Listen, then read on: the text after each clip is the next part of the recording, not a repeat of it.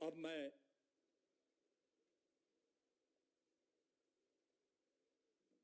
युवा शक्ति के अगले चरण में माननीय प्रधानमंत्री श्री नरेंद्र मोदी से अनुरोध करता हूं कि वे कृपया इस भव्य परेड को संबोधित करें। माननीय प्रधानमंत्री महोदय।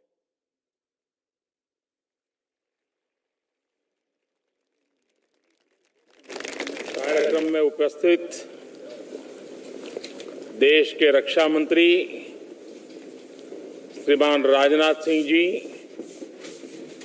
एनसीसी के DG lieutenant general Gurbir Pal Singh ji, यहां उपस्थित सभी महानुभाव, अधिकारीगण, गणतंत्र दिवस की परेड में हिस्सा लेने वाले कलाकार, एनएसएस, एनसीसी के साथियों, इस समय देश अपनी आजादी का अमृत महोत्सव मना रहा है और जब एक युवा देश इस तरह के किसी ऐतिहासिक अवसर का साक्षी बनता है तो उसके उत्सव में एक अलग ही उत्साह दिखता है। यही उत्साह मैं अभी करियप्पा ग्राउंड में भी देख रहा था। ये भारत की उस युवा शक्ति के दर्शन हैं जो हमारे संकल्पों को पूरा करेगी, जो 2047 में जब देश आजादी के 100 साल पूर्ण करेगा, 2047 के भव्य भारत का निर्माण करेंगी। मुझे गर्व है कि मैं भी कभी आप ही की तरह एनसीसी का सक्रिय कैडेट रहा हूं।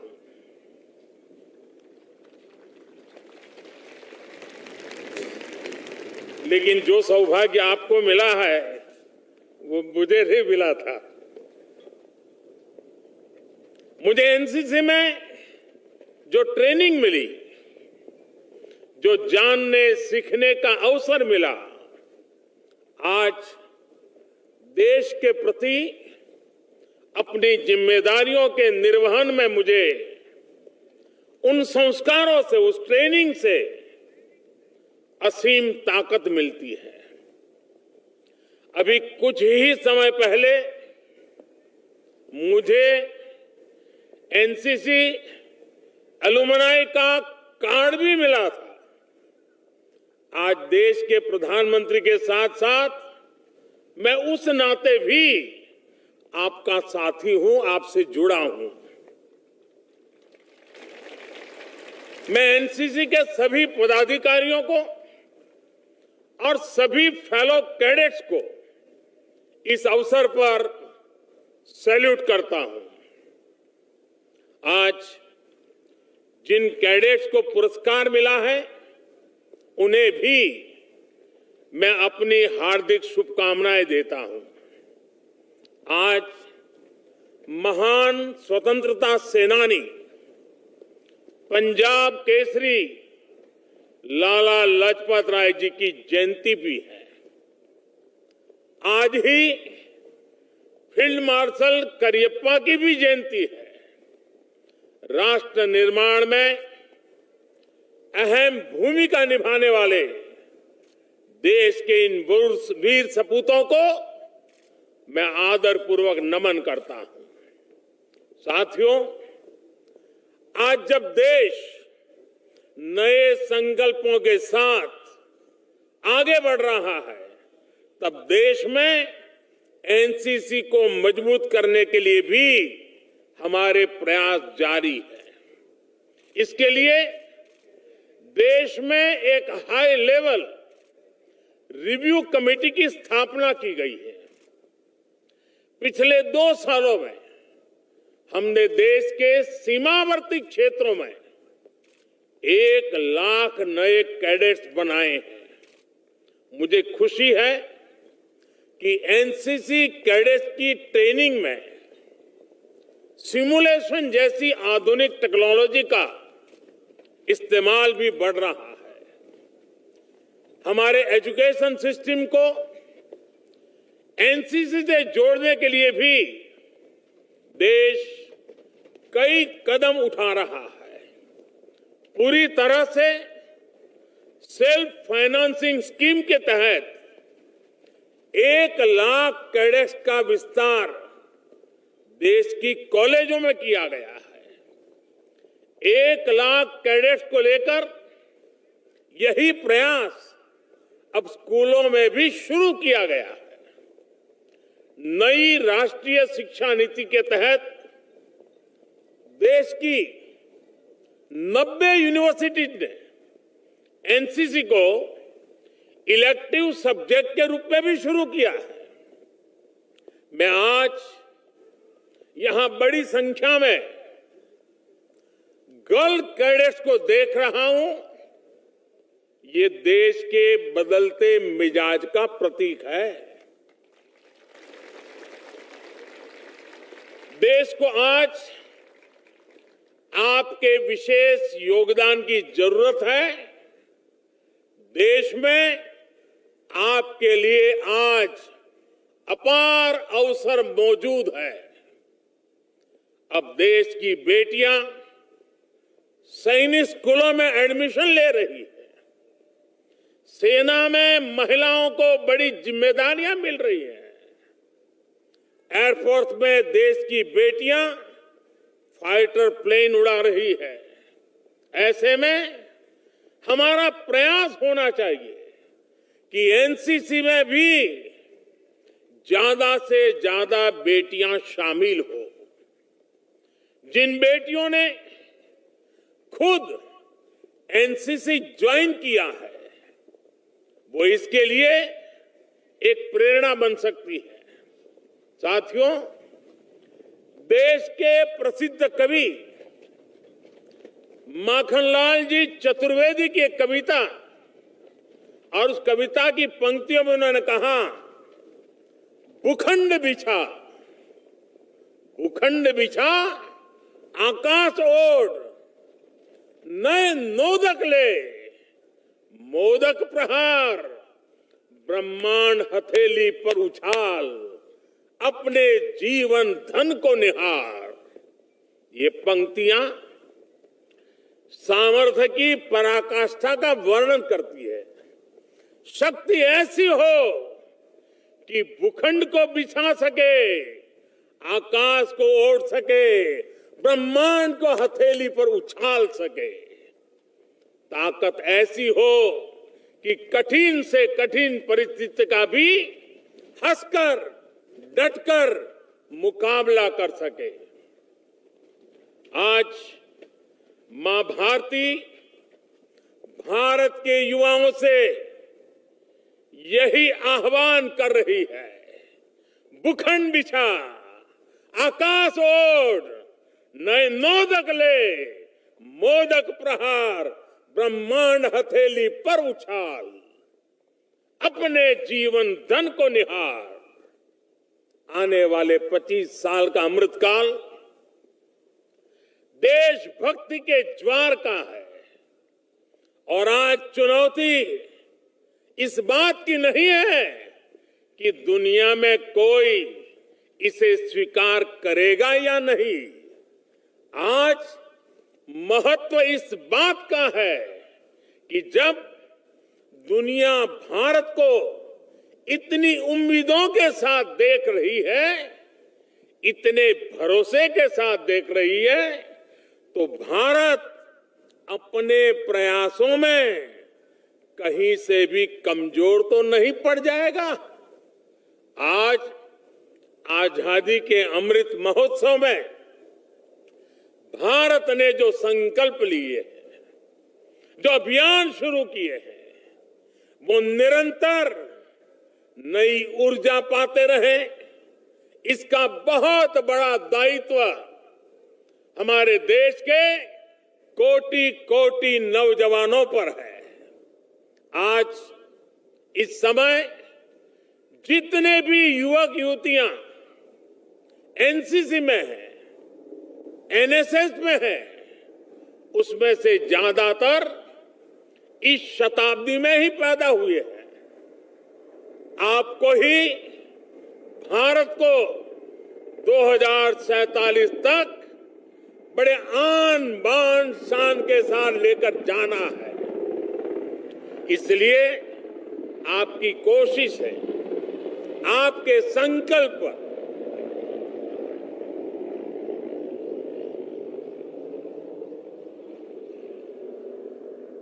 इसलिए आपकी कोशिश है, आपके संकल्प, उन संकल्पों की सिद्धि भारत की सिद्धि होगी, भारत की सफलता होगी।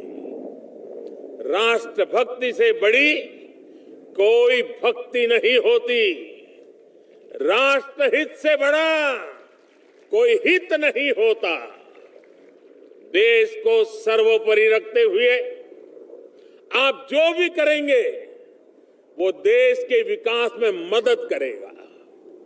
आज हमारे युवाओं ने भारत को स्टार्टअप की दुनिया में टॉप 3 में पहुंचा दिया है। कोरोना के इस संकट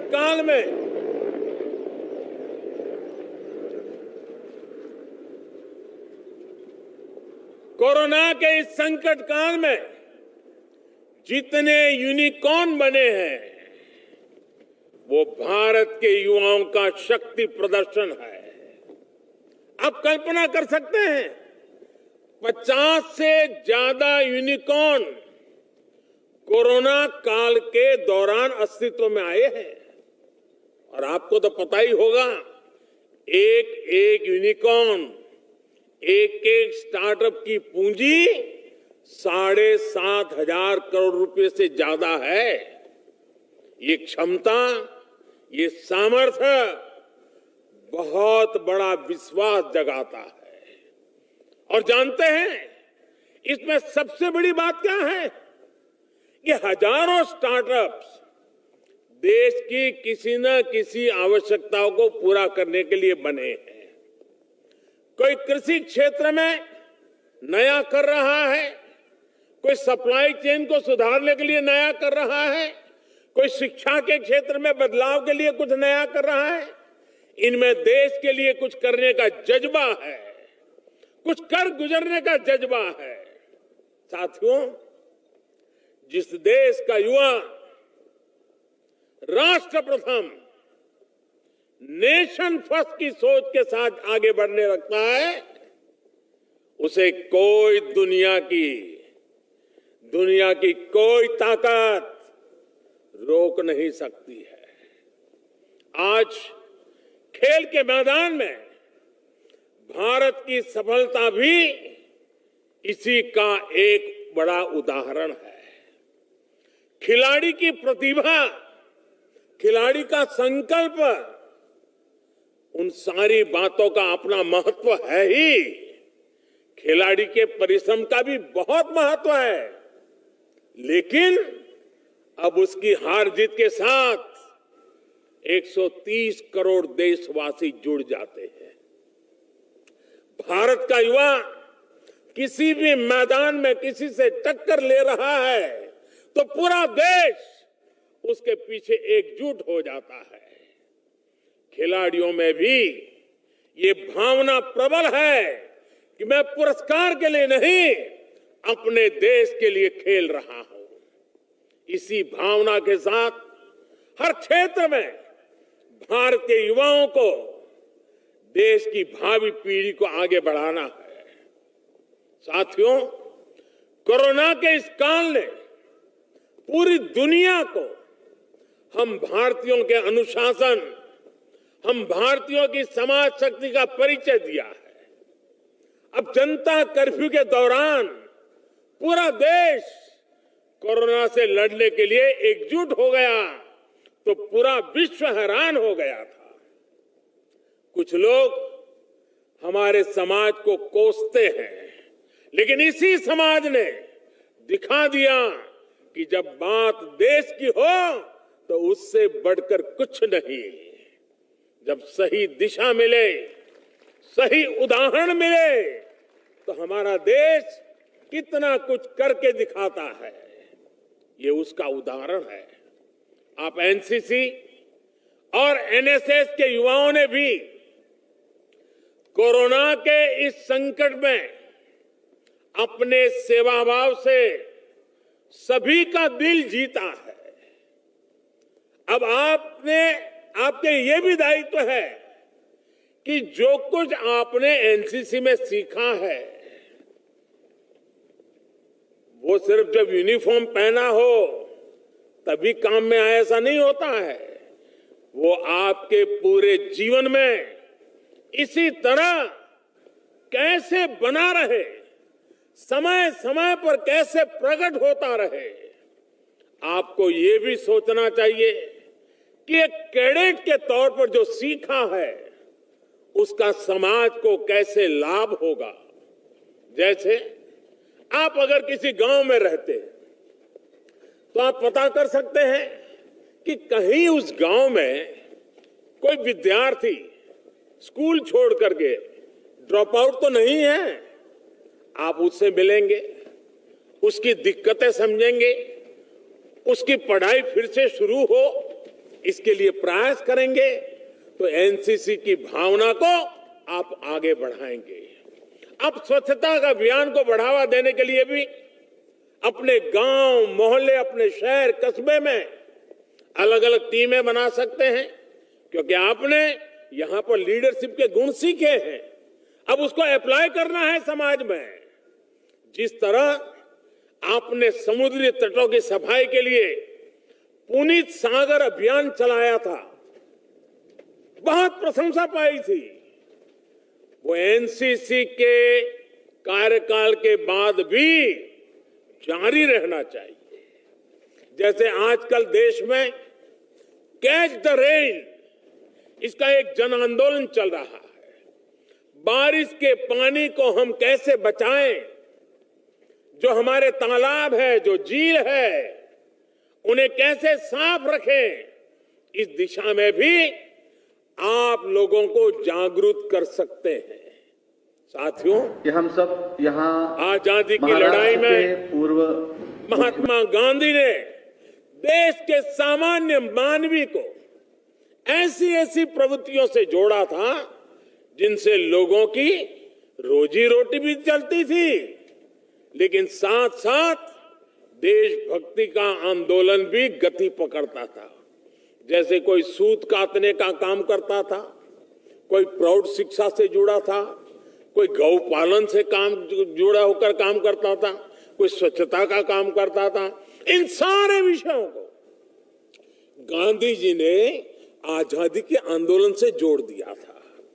इसी तरह आजादी के अमृत काल में आज से लेकर अगले 25 वर्ष हम सबको, आपको, अपनी प्रवृत्तियों को, अपने कार्यों को देश के विकास के साथ, देश की अपेक्षाओं के साथ, देश की आकांक्षाओं के साथ जोड़ना है। आज देश आत्मनिर्भर भारत के संकल्प के साथ चल रहा है।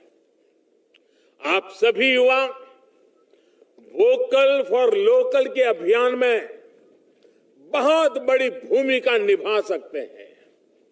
अगर भारत के युवा ठान लें कि जिस चीज के निर्माण में किसी भारतीय का श्रम लगा है, किसी भारतीय का पसीना बहा है, सिर्फ वही चीज इस्तेमाल करेंगे तो भारत का भाग्य तेज गति से बदल सकता है।